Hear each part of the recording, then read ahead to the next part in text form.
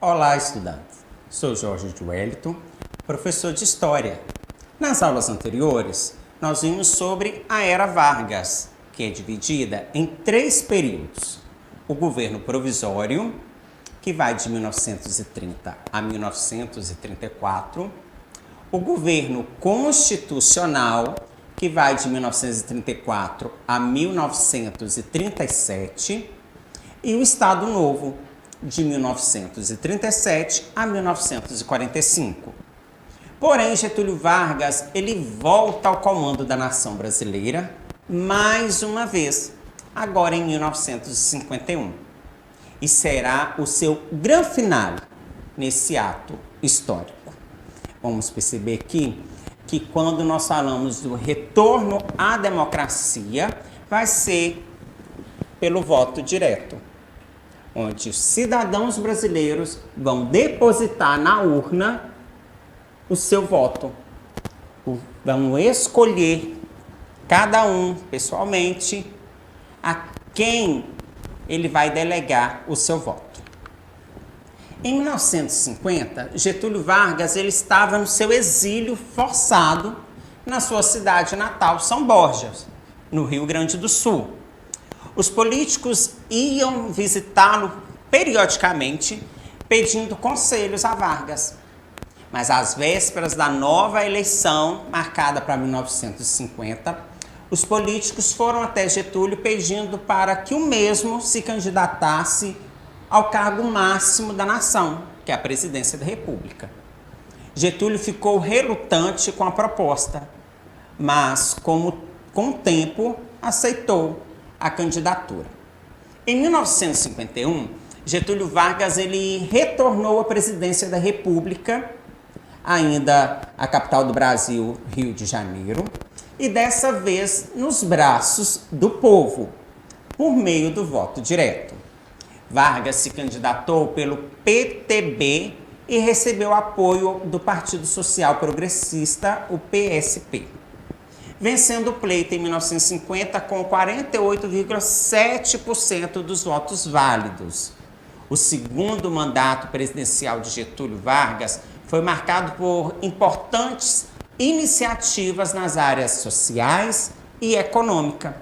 Na verdade, Vargas ele vai dar continuidade aos projetos e aos planos que eles já vinham colocando em prática desde a posse da primeira presidência de Getúlio. Sem dúvida, um dos maiores legados do varguismo foi a implementação de um projeto desenvolvimentista baseado na forte presença do Estado em áreas consideradas cruciais para o desenvolvimento do país.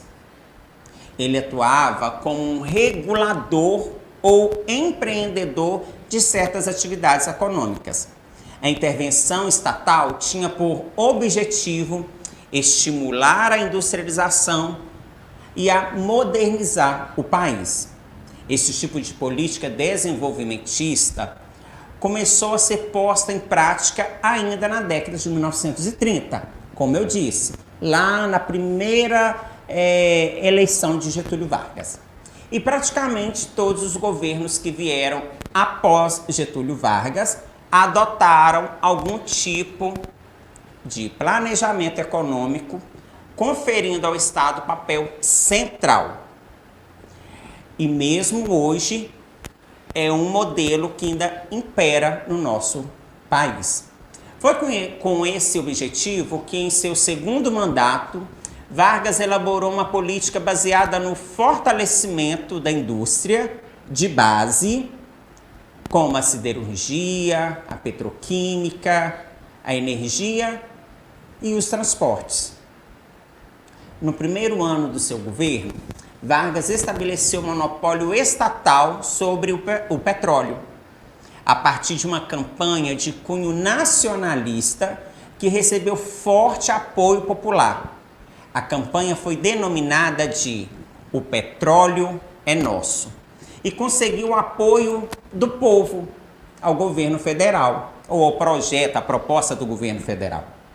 A partir dela, criou-se a empresa estatal Petrobras, que monopolizou as atividades de exploração e refino de todas as reservas de petróleo encontradas em território brasileiro. Essa mesma empresa que existe até hoje, a Petrobras. Neste quadro, nós podemos ver o nacionalismo e intervencionismo. Getúlio Vargas ele vai investir na indústria de base, como os automóveis. Em vez de comprar lá de fora de outros países os carros, ele vai criar empresas como a Fiat em Minas Gerais e o Polo do ABC Paulista para fabricar e montar os seus próprios automóveis. Mas a política de Vargas com os bens de primeira classe não fica só nos automóveis, também tem nos eletrodomésticos. Aqui foi a campanha de Getúlio Vargas, conheça a Petrobras, e ele com a mão suja de petróleo, que vai fazer parte da economia estatal e com o lema, o petróleo é nosso. Até hoje é uma das maiores estatais brasileiras e do mundo. O populismo de Getúlio Vargas e a dominação da classe foi uma das principais características políticas do período histórico que abrange o segundo governo de Vargas. Foi o populismo que também um tipo de fenômeno que vigorou em praticamente todos os países do continente latino-americano, principalmente que nessa época o continente latino-americano estava sob tutela dos militares ou de civis de cunho ditatorial. Recentemente, nas últimas décadas, vários países passaram ou ainda passam pelo populismo.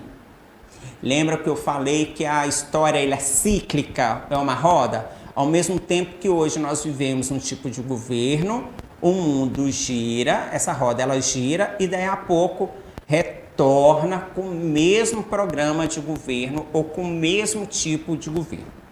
De forma, podemos entender o fenômeno do populismo a partir da relação entre o Estado e a sociedade dentro do regime democrático, onde os líderes políticos buscam o apoio popular para obterem vitórias eleitorais e implementar seus projetos políticos.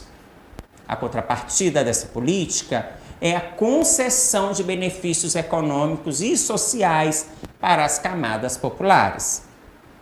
O populismo ele pode ser caracterizado também como política de manipulação das classes sociais, porque seu êxito depende da quase completa desorganização das massas, que preferem confiar a defesa de seus interesses às aspirações a líderes políticos carismáticos. As massas populares se prestam à manipulação devido à pouca experiência de participação política. Um exemplo simples é o voto, o seu voto. Eu voto e não cobro do governante as promessas feitas durante a campanha. Ou eu não fiscalizo as suas ações, deixando que eles governem visando somente o seu próprio interesse. Principalmente neste ano de eleição, aqueles que votam ou não podem sim fiscalizar e interferir nas eleições, principalmente perante aqueles que podem votar a partir dos 16 anos, né? Então, o populismo é uma manipulação das classes. Aqui nós vemos Getúlio Vargas em contato diretamente com o povo. Professor, isso é ruim? O governante não deve ir de encontro ao povo? Não, não é isso. É usar a ferramenta do populismo ou das necessidades das pessoas em troca de votos. Por exemplo, já está regido na nossa Constituição o direito a lazer, saúde, moradia, salário digno, uma vida digna. Então, isso é constitucional. O representante, ele tem que colocar em prática aquilo que já reza a Constituição. não aquilo que ele promete durante as eleições. Aquilo que ele prometeu de dar moradia, de saúde básica, saúde de qualidade, na verdade, ele vai cumprir o que já está escrito na Constituição. Isso é um direito seu, ele só vai pôr em prática. O aumento do salário mínimo foi uma das medidas getulistas.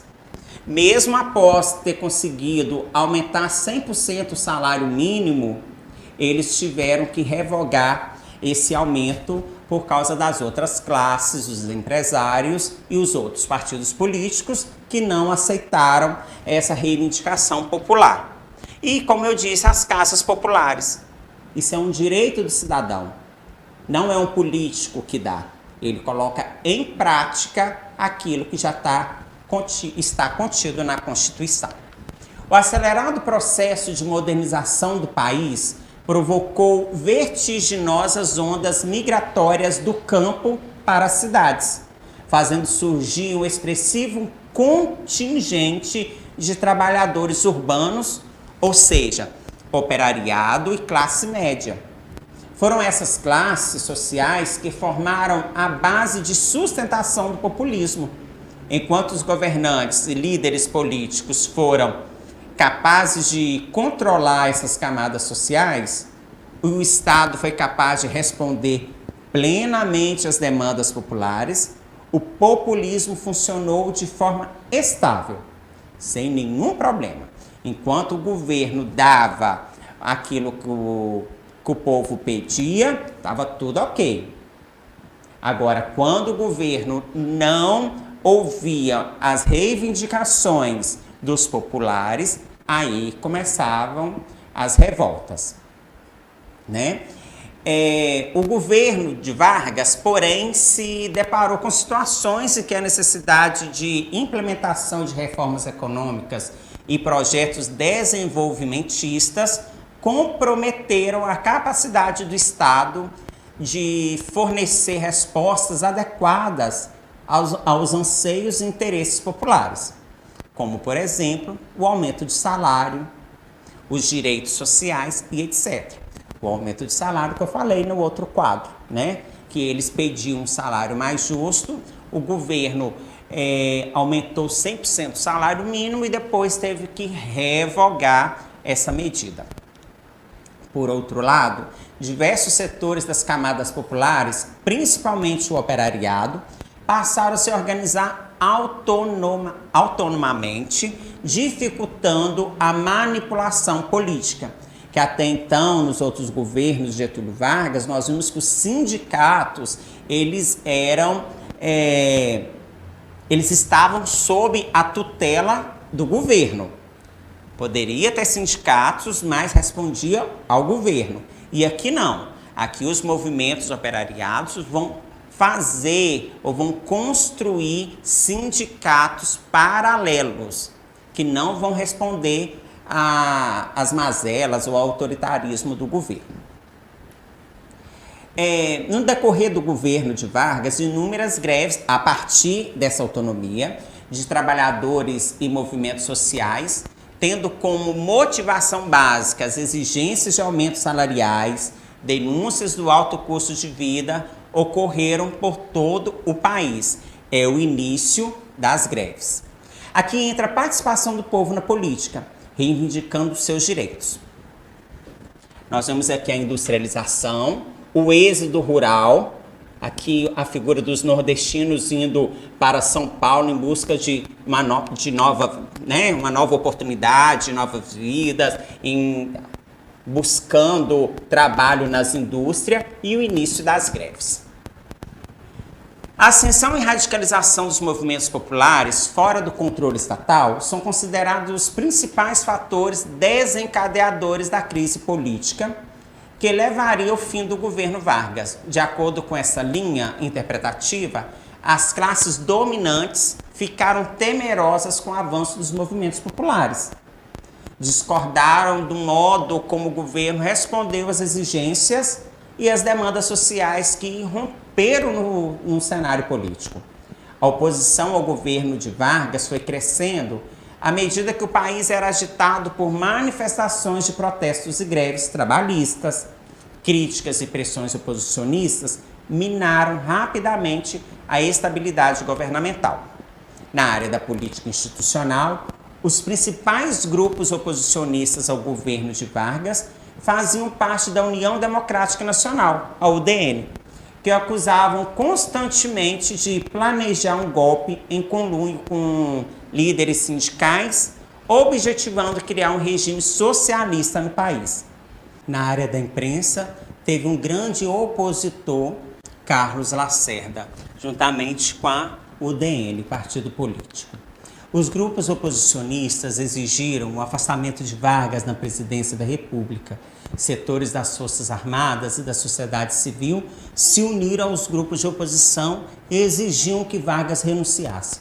No dia 24 de agosto, um ultimato dos generais, assinado pelo ministro de Guerra Zenobe da Costa, foi entregue a Vargas.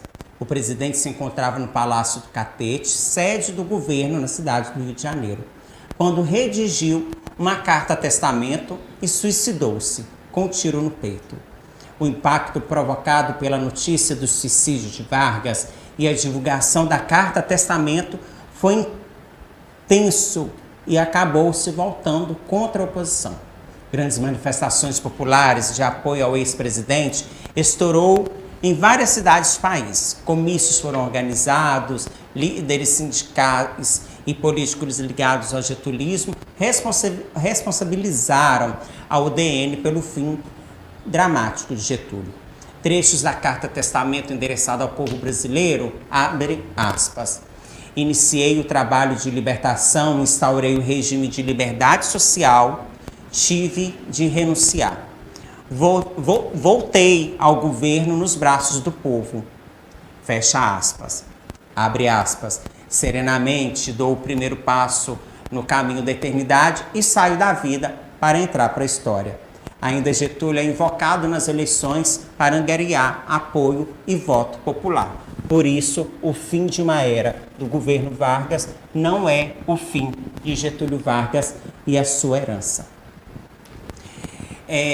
Para mais informações, aponte a câmera do seu celular para a imagem que aparece aqui no canto da tela. Ou acesse o nosso canal no YouTube, SMED GV. Lá você encontrará materiais complementares para esta aula. Ótimo estudo a todos e até a próxima aula.